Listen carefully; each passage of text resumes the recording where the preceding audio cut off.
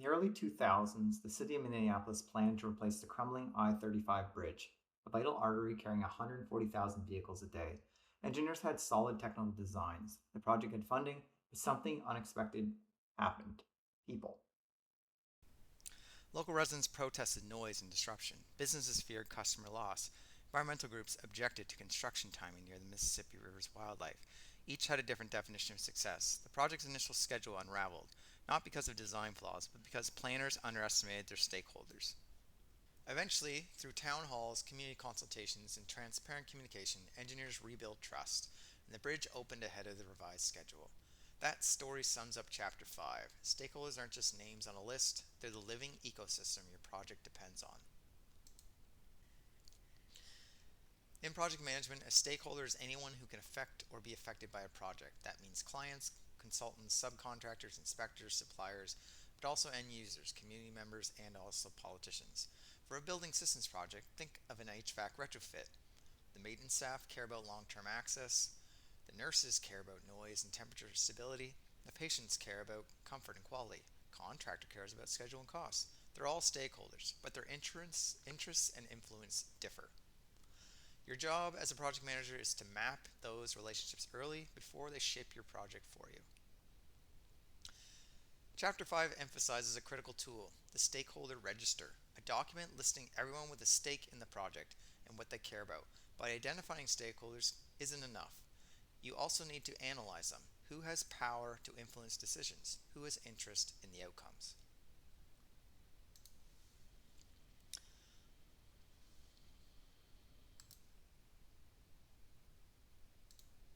In the London Crossrail project, planners built a stakeholder map showing each group's level of influence and interest, from city councils to local shop owners.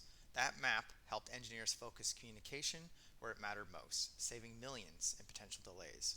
For smaller projects, you can do the same with a simple 2x2 grid. High power, high interest, manage closely. Low power, high interest, keep informed. High power, low interest, keep satisfied. Low power, low interest, monitor only. Stakeholder management isn't about control, it's about influence. In 2010, Tesla built the first gigafactory in Nevada. The state government, local businesses, and environmental groups were all watching closely. Instead of hiding behind contractors, Tesla opened dialogue early, inviting stakeholders into design environmental planning sessions. The result? Permits fast-tracked, infrastructure built collaboratively, and a sense of shared ownership. In building systems, it's the same. When you invite the maintenance team into the design phase, they'll flag service issues you might miss. When you update clients regularly, they feel a part of the solution, not a bystander. Stakeholder engagement turns potential blockers into allies. The project sponsor, generally executive in the organization with the authority to assign resources and enforce decisions regarding the project, is a stakeholder. The person or group responsible for enabling success. They also might be inside, but is usually outside the project, signs off on the project that is complete. The person responsible for escalating issues that are beyond the control of the project manager also has a significant role in developing the initial charter and project plan. In a project, there are both internal and external stakeholders. Internal stakeholders may include top management, project team members, your manager, peers, resource manager, and internal customers. External stakeholders may include external customers, government, contractors, and subcontractors, and supplies. There are many types of stakeholders, and identifying all of them is very important. Top management may include the president of the company, vice presidents, directors, division managers, the corporate operating committee, and others. These people direct the strategy and development of their organization. This slide shows a number of the different stakeholders in a given project. Even with great communication, conflict happens, and that's okay. The key is managing expectations. During the Vancouver Olympic Village construction, developers faced tension between the city, sustainability advocates, and contractors. The goal of a LEED certified carbon neutral village clashed with cost and schedule pressures. Project leaders used regular stakeholder updates, open financial reporting, and clear documentation to keep all parties aligned. They didn't eliminate tensions, they managed it transparently. When you share information openly, even bad news builds credibility. Hidden surprises destroy it.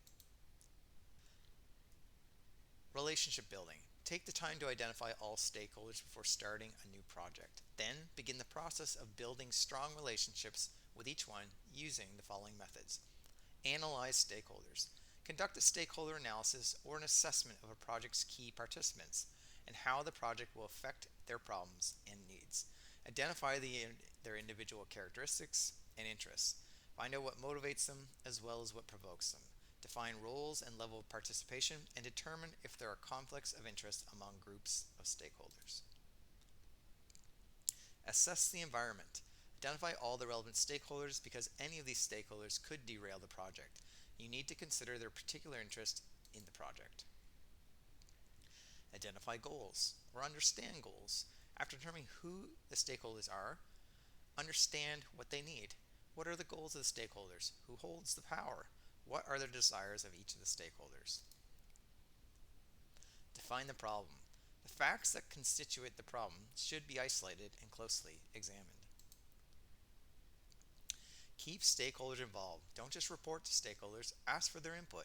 Get to know them better by scheduling time for coffee, lunch, or quick meetings. Measure each stakeholder's capacity to participate and honor time constraints. Keep stakeholders informed. Send regular status updates. Daily may be too much. Monthly is not enough. One update per week is usually about right. Hold project meetings as required, but don't let too much time pass between meetings. Be sure to answer stakeholders' questions and emails promptly. Regular communication is always appreciated and may soften the blow when you have bad news to share.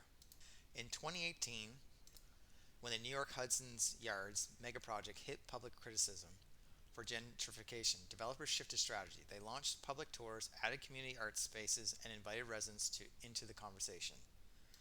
Public perception improved and momentum returned. Monitoring isn't paperwork, it's your early warning system for risk and opportunity. No matter what their needs or wants, all stakeholders will respect the project manager who is always honest, even when telling them something they don't want to hear, takes ownership of the project, is predictable and reliable, stands by his or her decisions, takes accountability for the mistakes.